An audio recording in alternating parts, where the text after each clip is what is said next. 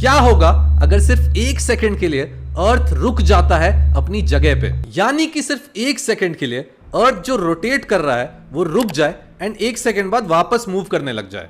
अब आपको ये तो पता होगा कि हम इस अर्थ पे इसलिए खड़े हैं क्योंकि अर्थ घूम रहा है। अर्थ 1617 किलोमीटर पर आवर की स्पीड से ईस्ट की साइड घूमता है।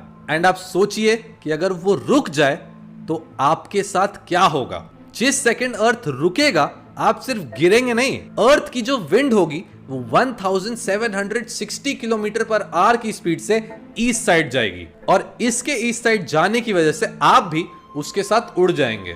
इतनी तेज स्पीड पे अगर आप उड़ते हैं तो कोई भी नहीं बचेगा क्योंकि अर्थ फुली अंदर से डिस्ट्रॉय हो जाएगा। इसके बाद जो होगा वो तो और भी बड़ी चीज है। सुनामीज, वोल्केनोज, अर्थक्वेक्स, ये तो बहुत ही ज्यादा नॉर्मल हो जाएगा। एक्वेटिक लाइफ पूरी तरीके से डिस्ट्रॉय हो जाएगी क्योंकि पानी भी उसी रेट पे छलकेगा। एंड फिर अर्थ 2 हिस्सों में बट जाएगा जहां एक हाफ पूरी तरीके से बारबेक्यू बन चुका होगा एंड दूसरा हाफ आइस एज में चला जाएगा। एंड फाइनली एक दिन 1 साल के बराबर हो जाएगा। अब ऑब्वियसली अर्थ को स्टॉप करना तो इम्पॉसिबल है, लेकिन क्या कोई ऐसा तरीका है जिससे हम अर्थ को स्लो कर सके? सिर्फ तरीका नहीं, पूरा मेगा स्ट्रक्चर है। नासा ने जस्ट कंफर्म किया है कि चाइना का 3 गॉर्जेस डैम इतना बड़ा है कि वो अर्थ के रोटेशन को स्लो कर रहा है। अब ये 3 गॉर्जेस डैम चाइना के हुबे प्रोविंस में है एंड ये दुनिया का सबसे बड़ा हाइड्रो इलेक्ट्रिक पावर स्टेशन है। ये डैम होल्ड करता है 40 billion cubic metres of water, जो कि बन जाता है 40 ट्रिलियन गैलन्स ऑफ वाटर। अब नासा के साइंटिस्ट का कहना है कि इस डैम ने अर्थ के मास को इतना ज्यादा रीडिस्ट्रीब्यूट कर दिया है कि ये अर्थ के रोटेशन को 0.06 माइक्रोसेकंड्स पर डे स्लो कर रहा है। अब आप इमेजिन करिए कि आप एक चेयर पर अपने पैर ऊपर करके स्पिन कर रहे हैं एंड फिर आपने अपना पैर बाहर की तरफ कर दिया। अब जैसे ही आप अपना पैर बाहर करते हैं आपका मास रीडिस्ट्रीब्यूट हो जाता है एंड आप धीरे होने लग जाते हैं। एंड एग्जैक्टली यही कर रहा है चाइना का ये 3 गॉर्जेस डैम।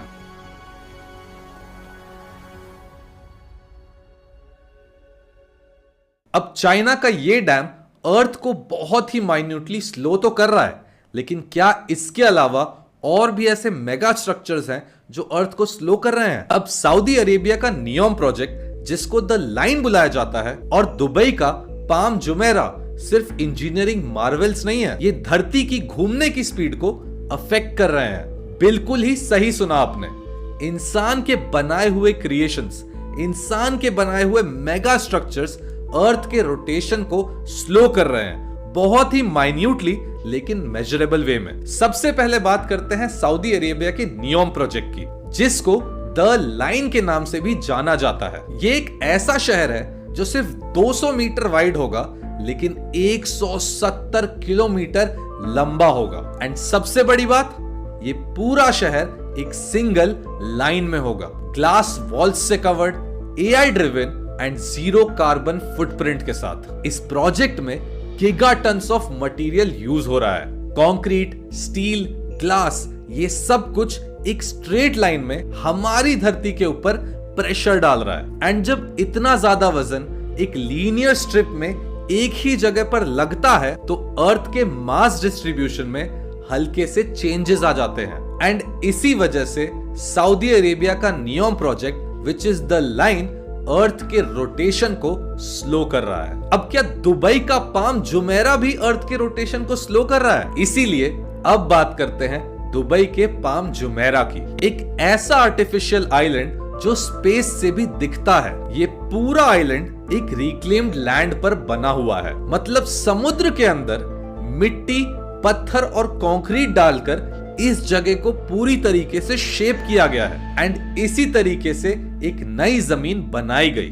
पाम जुमेरा का वजन भी मिलियंस ऑफ टन्स में है और जब ओशन के बैलेंस को इस तरीके से डिस्टर्ब किया जाता है तो अर्थ का moment of inertia slightly change हो जाता है एंड इसी वजह से दुबई का पाम जुमेरा भी अर्थ के रोटेशन को स्लो करने लग जाता है। अब आप ये सोच रहे होंगे कि क्या सच में अर्थ के घूमने की स्पीड, रोटेशन की स्पीड अफेक्ट हो सकती है? तो जवाब है हाँ, लेकिन स्लाइटली, क्योंकि अर्थ की रोटेशन की स्पीड मेनली इसके मास डिस्ट्रीब्यूशन पर डिपेंड करती है। अगर मास इक्वेटर के ज्यादा पास होता है तो अर्थ थोड़ा स्लो घूमती है, और अगर पोल्स के पास होता है तो वो ज्यादा तेज घूमती है। और ये चीज मैंने आपको समझाई थी चाइना के डैम वाले एक्सप्लेनेशन में। अब नियोम, पाम जुमेरा और चाइना के थ्री गॉर्जेस डैम जैसे मेगा स्ट्रक्चर्स की वजह से ये मास डिस्ट्रीब्यूशन ज्यादा फैल रहा है ओशंस, डेजर्ट्स और लैंड एरिया में। अब नासा के एक स्टडी के मुताबिक ऐसे लार्ज स्केल कंस्ट्रक्शंस और डैम्स ने पहले भी अर्थ के एक्सिस पे माइक्रो लेवल पे शिफ्ट लाए हैं, और जब ये एक्सिस शिफ्ट होता है तो रोटेशन में माइक्रो सेकंड्स का फर्क आ जाता है। ये फर्क अभी के लिए तो नेग्लिजिबल है, लेकिन अगर पूरी दुनिया में ऐसे लार्ज स्केल प्रोजेक्ट्स बनने लग जाए बहुत सारे, तो ये सिग्निफिकेंट बन सकता है। अभी के टाइम पर लोग इन चीजों पर हंसेंगे कि इससे ज्यादा स्लो अर्थ नहीं होगा, क्योंकि 0.06 माइक्रोसेकंड्स एक डैम कम कर रहा है। ऐसे ही नियोम थोड़ा और माइक्रोसेकंड्स कम करेगा और बाकी प्रोजेक्ट्स और माइक्रोसेकंड्स कम करेंगे। लेकिन जैसे जैसे टाइम आगे बढ़ेगा, हम और आगे जाएंगे, तो ये इतना ज्यादा बढ़ जाएंगे मेगा स्ट्रक्चर्स कि ये अर्थ को एक्चुअली सिग्निफिकेंटली स्लो करने लगेंगे। एंड तब लोग सोचेंगे कि इस प्रॉब्लम को अब कैसे टैकल करना है। और इसके साथ साथ अर्थ के रोटेशन में अभी तक इन दुनिया के सारे मेगा स्ट्रक्चर्स की वजह से 1 या 2 मिली सेकेंड्स का फर्क आया है। लेकिन अगर हम अर्थ को स्लो करने की बात कर रहे हैं तो हम रहेंगे कहां पर? न्यूयॉर्क की एक कंपनी ने एक बहुत ही अद्भुत सॉल्यूशन इसका निकाला है। क्या स्पेस में रहना एक पॉसिबिलिटी बन गया है? अब नॉट एग्जैक्टली, लेकिन आप स्पेस में अपना एक घर ले सकते हैं। अब ये पॉसिबल कैसे है, ये मैं आपको बताता हूं। तो रिसेंटली एक न्यूयॉर्क सिटी आर्किटेक्चर कंपनी ने अनाउंस किया है कि वो एक ऐसी बिल्डिंग बनाएंगे जो स्पेस से लटकी हुई होगी। And bye space I mean एक एस्टेरॉइड से। इस टावर को जो ये बनाना चाह रहे हैं, इसका नाम है एनालेमा टावर। एंड बेसिकली इनका कहना है कि एक एस्टेरॉइड प्लेस करेंगे स्पेस में, जहां से हाई स्ट्रेंथ केबल्स को नीचे लगाया जाएगा एंड उनसे सस्पेंड किया जाएगा इस टावर को। मतलब कि स्पेस में एक रॉक होगा जिससे हाई स्ट्रेंथ केबल से नीचे लटका दिया जाएगा एक बड़े से टावर को। अब इस टाइप के टावर्स एंड बाकी सारी चीजें हमने फ्यूचरिस्टिक कार्टून्स और साई-फाई मूवीज में देखी हैं, लेकिन क्या ये सच में रियलिटी बन पाएगा? अब इसको ये बुला रहे हैं universal orbital support system. And इनका मानना है कि सिंस ये कोई ज्योग्राफिकल लोकेशन पर नहीं बन रहा है इनसाइड द अर्थ, तो ये किसी भी जगह पर इसको कंस्ट्रक्ट कर सकते हैं, किसी भी कंट्री के ऊपर। अब इनकी थ्योरी के हिसाब से इन्होंने ये बोला है कि ये जब टावर सस्पेंडेड रहेगा स्पेस में, तो ये सिर्फ न्यूयॉर्क सिटी में नहीं रहेगा, क्योंकि अर्थ रोटेट करेगी, लेकिन ये टावर सस्पेंडेड रहेगा। तो ये अलग अलग टाइम्स ऑफ द डे में अलग अलग कंट्रीज में हो सकता है। तो इसी वजह से ये इसको एक रेसिडेंशियल टावर की जगह एक ऐसा टावर बना रहे हैं जहां लोग रूम्स बुक करके घूम सकते हैं पूरी दुनिया एक अर्थ के रोटेशन में। अब इसमें बहुत सारे चैलेंजेस ऐसे आते हैं कि जैसे वो टावर पर जाने के लिए क्या यूज होगा, फिर वहां से किसी को इमरजेंसी के लिए कहीं जाना है तो उसके लिए क्या होगा, एंड ये सारी चीजें तो बाद में आती हैं। आप एक एस्टेरॉइड को कैसे प्लेस करेंगे स्पेस में? अभी तक सिर्फ ये एक थ्योरी में एग्जिस्ट करता है, लेकिन ये न्यूयॉर्क सिटी की आर्किटेक्चर फर्म ट्राई कर रही है कि इसको एक रियलिटी बना दे, लेकिन आई थिंक उसमें अभी टाइम लगेगा। तो जैसे ही इसके बारे में कोई न्यूज आएगी मैं आपको जरूर बताऊंगा, लेकिन उससे पहले आप कमेंट्स में ये बताइए, क्या आपको लगता है कि ऐसे टावर्स वर्क करेंगे रियल लाइफ में? क्या अर्थ का फ्यूचर ऐसे ही सस्पेंडेड सिटीज होंगी? अब एस्टेरॉइड से लटक कर रहना तो नेक्स्ट टू इम्पॉसिबल है, लेकिन इस यूनिवर्स में, इनफैक्ट हमारे नेबरहुड में एक ऐसी जगह है जहां पर रहने के लिए एक सर्टेन इंडिविजुअल बहुत ही ज्यादा कोशिश कर रहा है।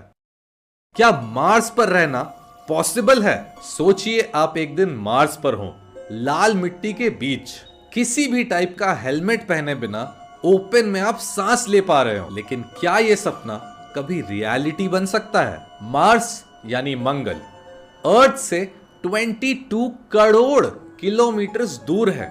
यहां पर ना ब्रीदेबल ऑक्सीजन है, ना लिक्विड वाटर, और टेम्परेचर भी -60 तक जा सकता है। रेडिएशन भी इतना ज्यादा है कि बिना प्रोटेक्शन के कोई भी इंसान यहां जिंदा बच ही नहीं सकता। फिर भी इलॉन मस्क का कहना है we must become a multi planetary species. उनकी कंपनी स्पेसएक्स स्टारशिप के जरिए ह्यूमंस को मार्स पर भेजने की तैयारी कर रहा है एंड प्लान ये है कि 2030 के आसपास पहला ह्यूमन मिशन मार्स पे भेजा जाए। लेकिन मार्स पर सिर्फ लैंड करना इनफ नहीं है, वहां पर रहने लायक एनवायरनमेंट बनाना होगा और वही सबसे बड़ा चैलेंज है, टेराफॉर्मिंग। टेराफॉर्मिंग का मतलब है मार्स के एटमॉस्फेयर, टेम्परेचर और एनवायरनमेंट को अर्थ के जैसा बनाना। अब इसकी थ्योरी जो है उसमें ये बहुत सिंपल लगता है, एटमॉस्फेयर को डेंस करो, CO2 को रिलीज करो,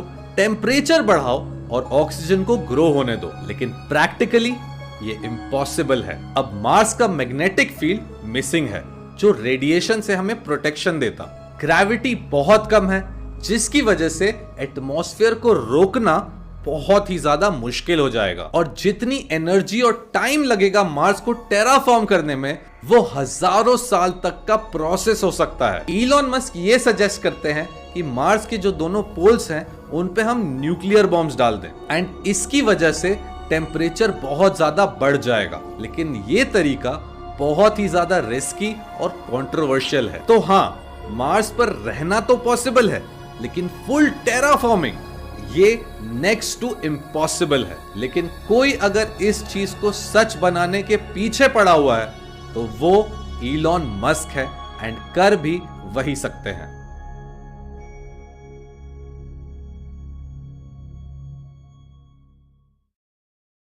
क्या मार्स पर लाइफ एग्जिस्ट करती है?